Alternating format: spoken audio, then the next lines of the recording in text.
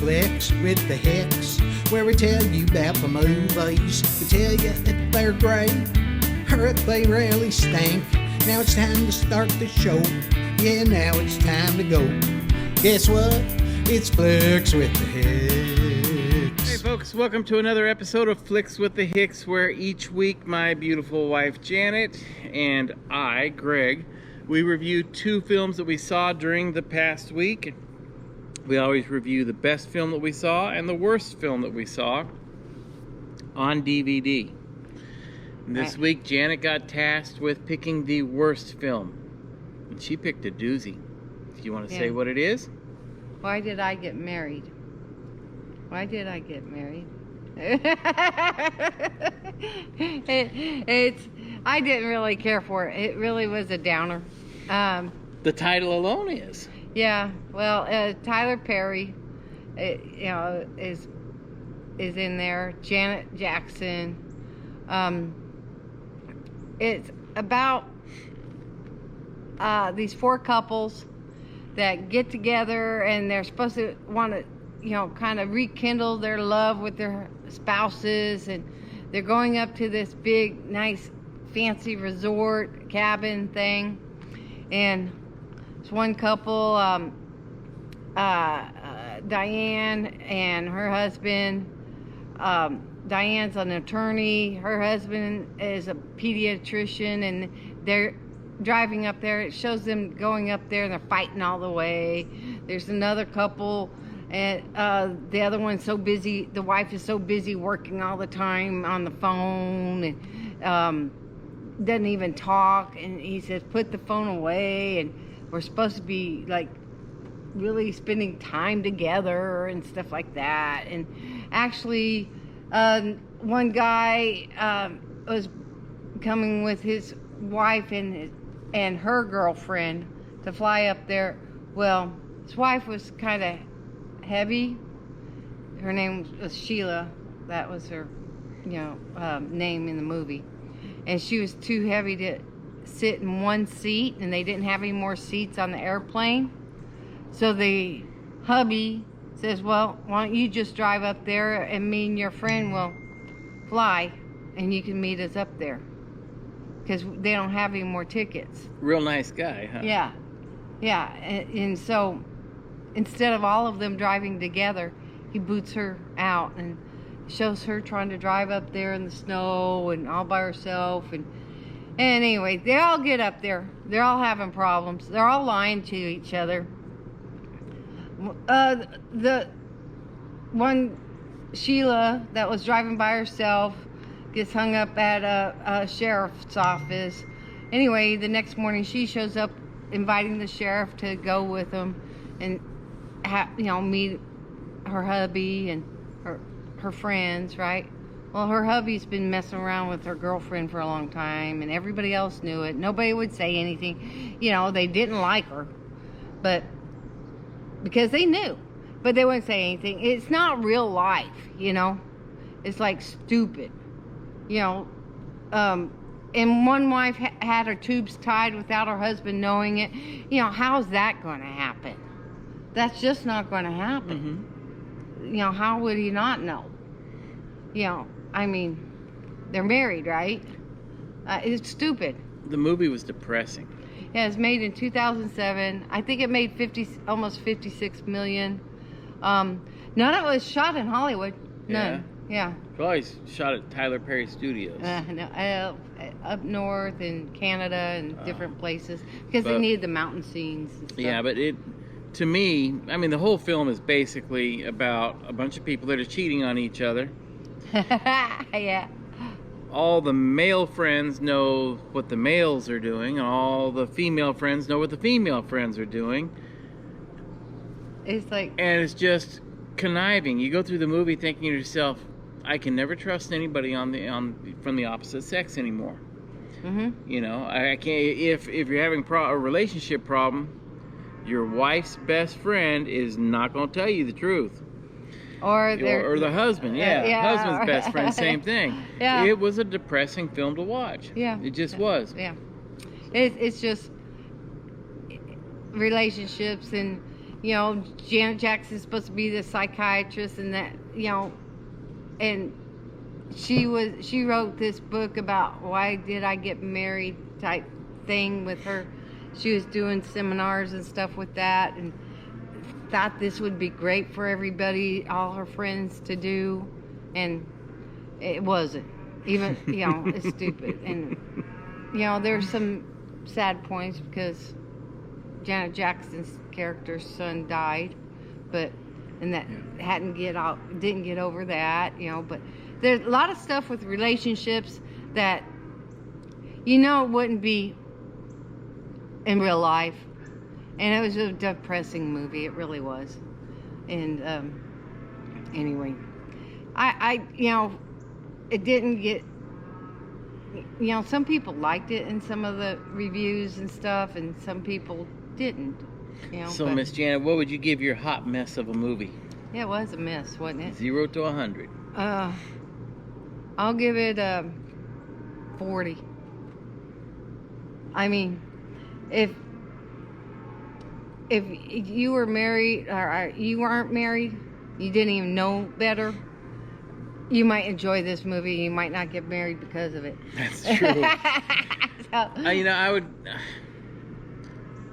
I'd give it a 47. oh, yeah? There were a few parts in the movie that I enjoyed. When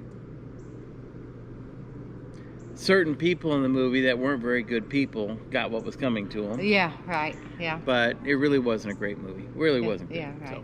So. Okay, and what's your movie? All right, so my movie that I picked, the best movie of the week, came out in 1967. It's called In the Heat of the Night. It stars Sidney Poitier and Rod Steiger and Warren Oates, and it's a fantastic film. If you may remember the TV series from the mid to late 80s, ran through the early 90s, I believe it was called In the Heat of the Night, starred Carol O'Connor. Yeah. And that was kind of a takeoff of the original film. Yeah. But the film basically starts off with a murder. Somebody is found laying in an alley in the main part of town, and now from that point on, the police chief, played by Rod Steiger, sends his police force out to try to locate any witnesses. They end up arresting Sidney Poitier, thinking that he committed the murder.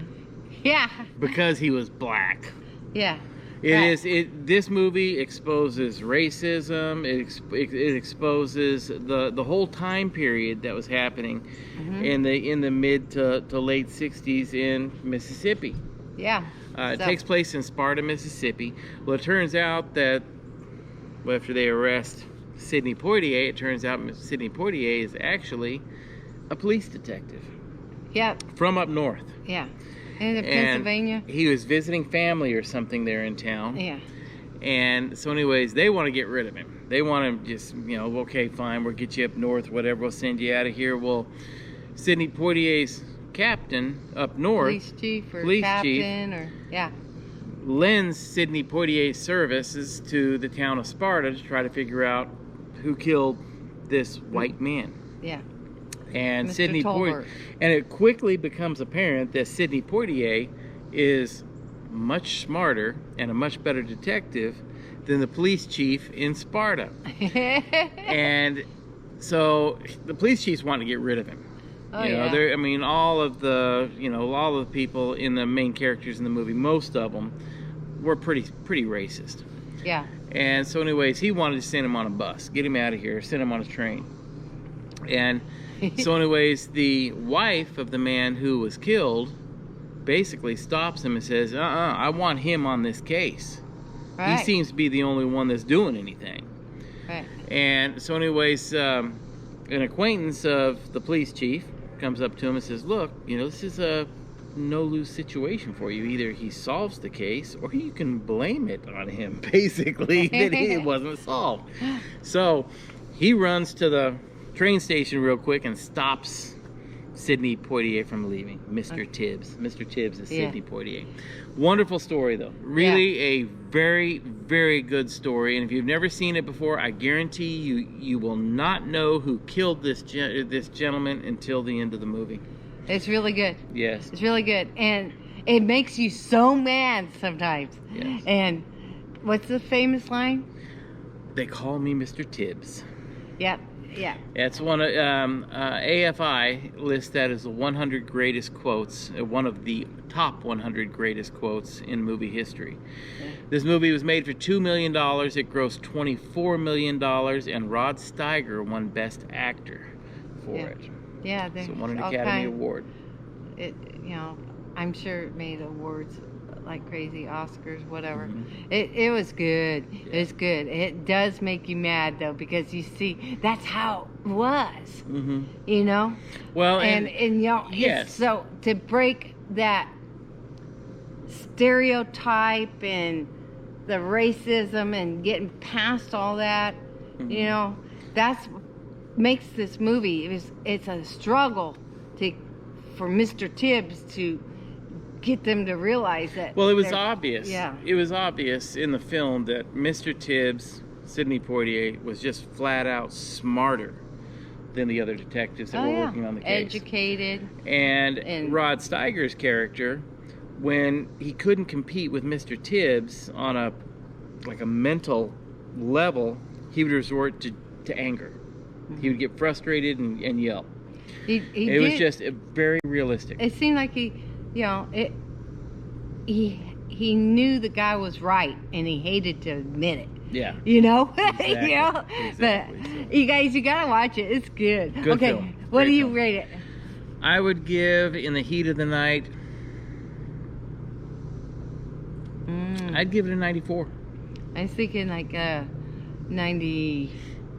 Yeah, I'll give it a 90. I'll give it a 90. I mean, I give it a 90. I want to keep it, and I will watch it again, but I won't watch it like 1,000 times like some of the other ones. No, it's one of those films that once you kind of know who the killer is, kind of ruins the film watching it a second time. Yeah, but you have to the wait acting long is enough. So good. You have to wait long enough that you don't remember who was the. Let's go watch some killer, more movies. so.